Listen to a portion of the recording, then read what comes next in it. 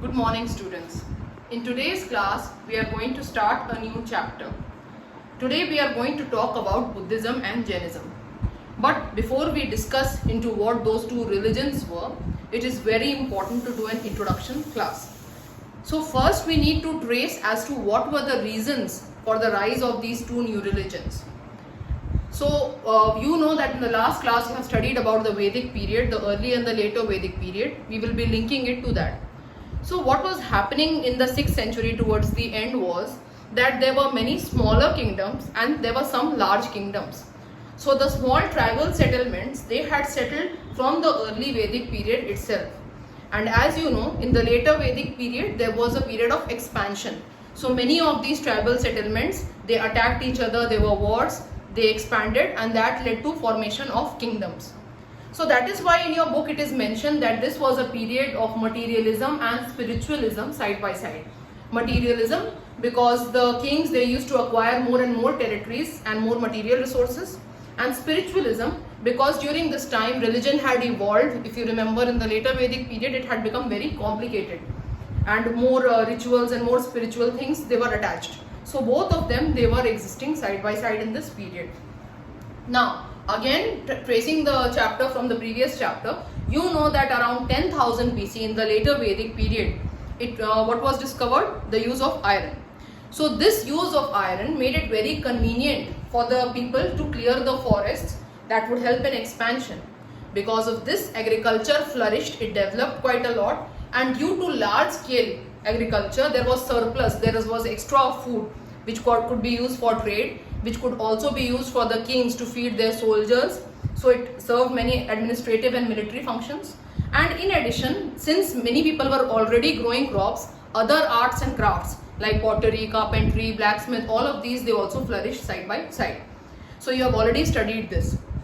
And wars, like I already mentioned, were very common. Some of the tribal settlements, they acquired more and more territories which became smaller kingdoms.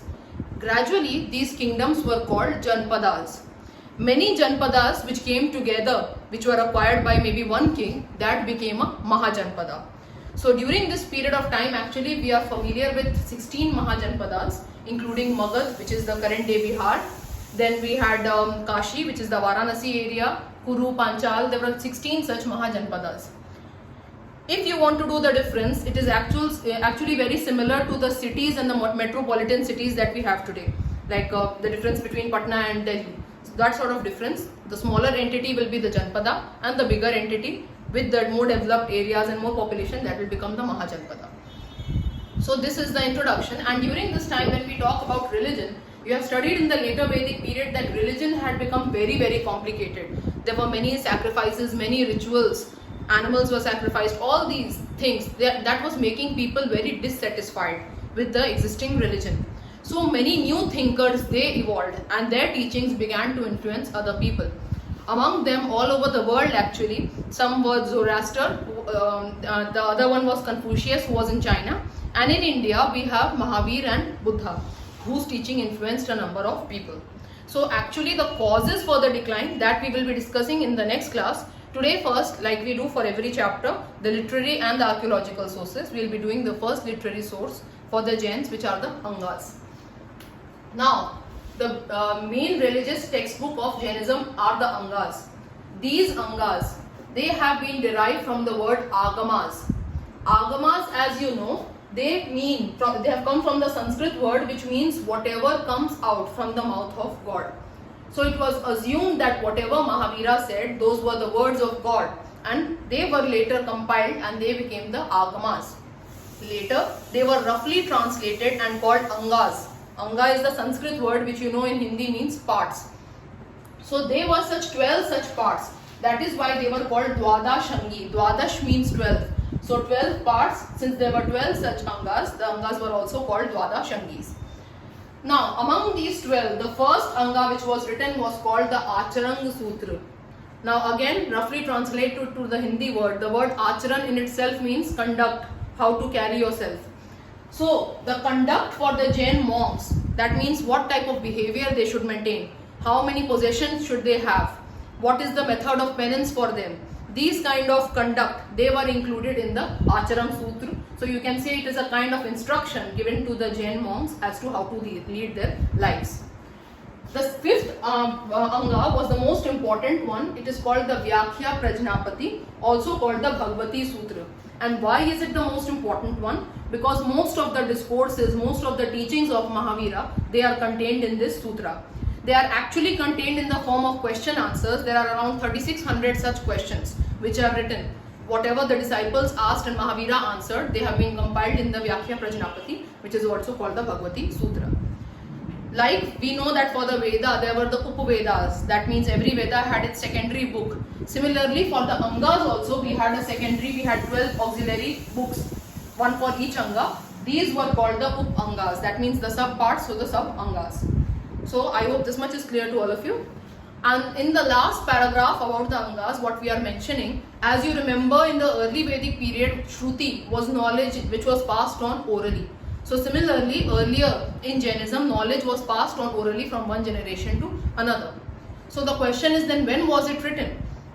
So it was written when in the 5th century. It is said that in Bihar, there was a very severe famine, what you call Sukha in Hindi, where there was no rain and people were without food.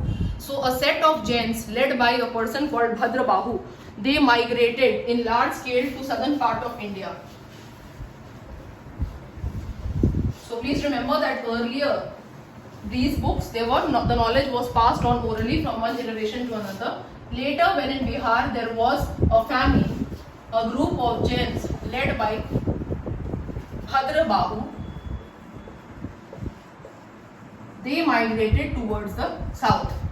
So whatever people were left behind, those Jains, they convened, they called for a meeting in Patliputra in the current day Patna. And the Angas which were not written down till then, they became compiled and they were jotted down for the first time in this meeting in Patliputra. So this happened later. Earlier it was oral and later it was written down in this assembly at Patliputra. Later there was another meeting which was held in Balabhi, a place in Gujarat. In this meeting, the Angas, they were translated to a language called Ardhamaghi Prakrit.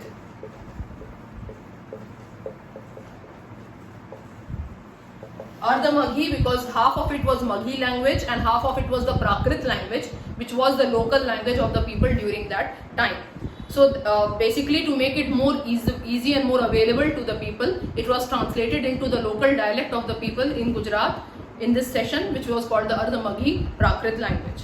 Now one important 2-mark question which comes from this area is, what do these Angas contain or what type of information do we get from these Angas? So the most important thing that we know about these from these Angas, naturally anything related to the life of the Jain monks or the Jains. So the conduct, what type of conduct a monk should maintain, the 4 ashrams of a man's life, like we had in the Veda, even in the Jain text we have the 4 ashrams which are roughly similar. Again it will be the Brahmacharya, Grihastha, Vanprastha and the Sannyas ashram, which we had studied in the last chapter. Other things we know about are the vows of chastity. Vows of chastity means the promise that every Jain monk had to take, that they will abstain, they will not maintain any physical relation. That was one vow that they had to take before they adopted Jainism. So these vows are also contained in the Angas. Then what type of rituals will be maintained in Jainism, the teachings of Jainism, all these things, they are contained in these books. So this is the answer to what information do we get from the Angas. So please remember, you will talk that we know about the ritual practices of the Jains, the teachings of Mahavira, the vows of chastity, the different levels, the different ashrams of a householder's life, the conduct of Jain monks, all these information they are provided to us by the 12 Angas. So this is just a recapitulation of what we have covered. We have just done an introduction in this class and we have talked that how Jainism and Buddhism had evolved. So what were the conditions existing before? In the later Vedic period, there was a period of mass expansion. This was done due to the exploration of iron, which made clearance and cultivation very, very easy. Due to that, there was a mass surplus produce and other people could get involved in other activities such as carpentry, pottery and other such things. The kings on the other hand, they could expand more and more. This led to the formation of kingdoms called Janpadas. Some of these, they became more and more big, and they became the Mahajanpadas.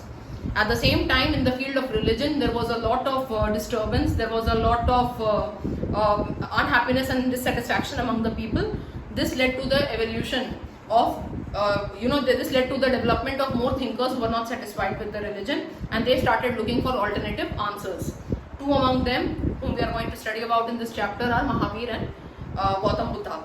So firstly, today we have covered only the first source. We have talked about the Angas. If I discuss what do you understand by the Angas, you will mention point-wise. They have come from the word Agamas, which means whatever comes out from the mouth of God. There were, written in Prakrit language, there were 12 such Angas. They were also called Dwada Shangi. The first one, it is called the Acharam Sutra, which contains the conduct for the Jain monks. The second, the most important one is the Bhagavati Sutra or the Vyakya Prajnapati, which contains the discourses, the teachings of Mahavira. Then every Anga had an auxiliary, a secondary book called the Upanga. Earlier, the knowledge was passed on orally. Later, it was written down after the exodus, the mass migration of the Jains led by Bhadrabahu. The remaining people, they met in Patliputra and wrote all the Angas down. In the meeting at Gujarat, it was translated into Ardhamagi, Prakrit language. And lastly, what do they contain? So conduct, vows of chastity, the life of a Jain monk, all these things, they are contained in these Angas. So I hope this class is clear to all of you. Thank you.